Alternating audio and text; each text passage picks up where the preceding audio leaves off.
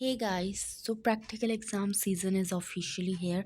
और अभी मतलब बहुत टेंशन है मुझे, क्योंकि मुझे कुछ नहीं आता है। ऊपर से मेरा रोल नंबर भी टॉप 10 में ही आता है।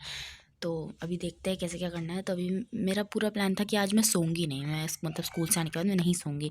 बट स्टिल मैं पता नहीं कैसे टीवी देखती देखती सो गई, और अभी मैं उठी हूँ। वो तो अच्छी बात है, फिर भी मैं जल्दी उठ गई, बट स्टिल अभी 5 बज चुके हैं अराउंड।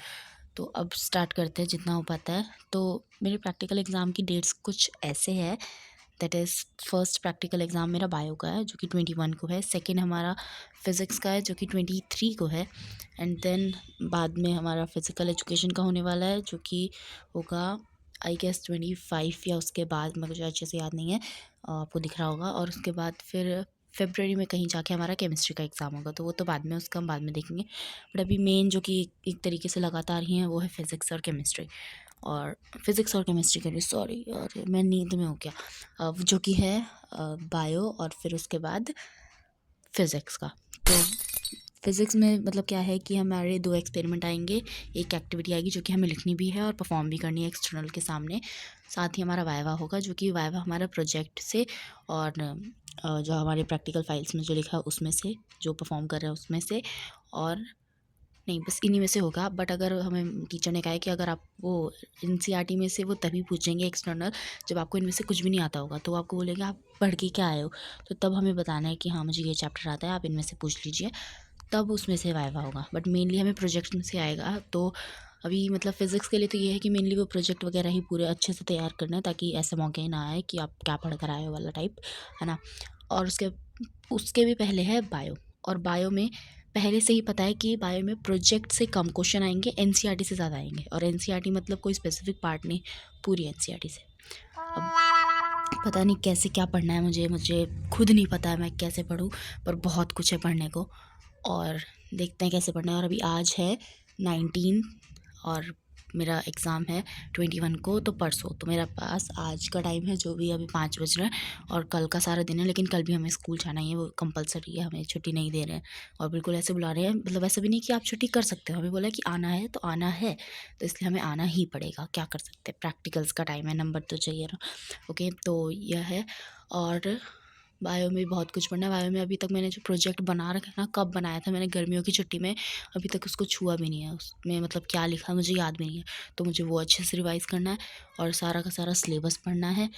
और एनसीईआरटी का भी थोड़ा बहुत देखना। पता नहीं ना वो क्या ही पूछ लेंगी, हमारी एक्सटर्नल एक मैम आने वाली हैं, वो कुछ भी पूछ सकती हैं। साथ ही साथ अपने प्रैक्टिकल्स तो पढ़ने ही हैं। जो 3 हमारे मेन आ रहे हैं, वो भी पढ़ना है। वो मुझे पता नहीं है कौन से आ जाएँगे, क्योंकि हमें कौन सा क्वेश्चन पेपर बताया गया है। तो वो सब भी देखना है। हमें कुछ-कुछ पता है कि कौन से इम्पोर्टेंट है, तो उसको थोड़ा अच्छे से पढ़ लेंगे। पर वो 100% चांस नहीं है कि वही आएगा, कोई और भी आ सकता है। वो हमारी किस्मत। तो अभी ऐसा कुछ है। फिज़िकल एजुकेशन का भी वाइवा प्रैक्टिकल होगा, हमारा प्रैक्टिकल एग्ज़ाम। तो उसके लिए ना तो अभी आज तक पढ़ा है, ना ही पढ़ेंगे। वो एक दिन पहले ऐसे-ऐसे हो जाएगा, कोई बात नहीं, वो तो अपनी टीचर ही देंगे। वैसे तो सारे नंबर, जहाँ तक मैंने सुना है, हमारे खुद के टीचर्स ही देते हैं। पर पता नहीं ना क्या होगा, हमें क्या पता भाई, पहली बार ही दे रहे हैं। तो देखते हैं कैसे क्या पढ़ना है। अभी तो बायो ही पढ़ूँगी मैं आज सारा दिन। अभी मैं लेक्चर वगैरह मैंने सोचा था मैं कुछ तो लूँगी, जैसे कि मेरा सिलेबस थोड़ी ना सारा ख़त्म है।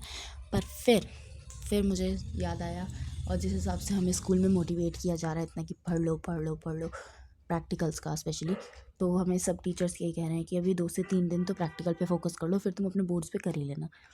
तो अब देखते हैं, अब ये 2-3 दिन भी लगा ही लेते हैं प्रैक्टिकल्स पे। मुझे तो ज़्यादा टाइम नहीं लगाना है, क्योंकि आज 19 है। उसके बाद मतलब 19 लगानी है मुझे। 19 का सारा दिन जाएगा मेरा बिना कुछ पढ़े। 20 जाएगा, और 21 जाएगा बस। 22 को भी हो सकता है, मतलब पक्का नहीं है। ये थोड़ा फिज़िक्स में या तो 22 को होगा या तो 23 को, वो देखना पड़ेगा जिस हिसाब से हमारे स्कूल वाले बता देंगे। पर यही 22-23 फाइनल है। तो मतलब ये 3 1 2 3 ऐसे ही कुछ दिन है, इनमें जो भी होगा हो आके ख़त्म हो जाएगा, ठीक है। तो देखते हैं, अभी मैं शुरू करती हूँ, ठीक है। अभी मैं पढ़ूँगी सबसे पहले बायो का। बायो में एक्सपेरिमेंट, क्योंकि मुझे एक्सपेरिमेंट नहीं आता, मतलब जो रिटन वाला पार्ट है वो भी नहीं आता है।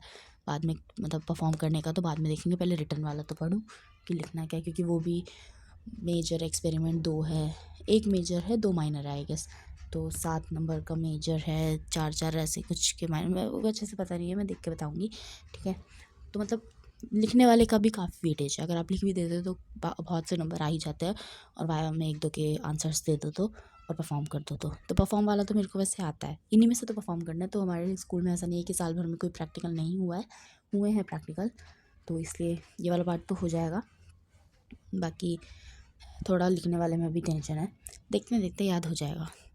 तो ऐसे इसमें वो वाला है जो मैं अभी याद करने वाली हूँ, अनियन रूट टिप वाला कुछ, उसमें थोड़ा माइटोसिस मियोसिस ये सब है, एनाफेज मेटाफेज और उन सब के डायग्राम।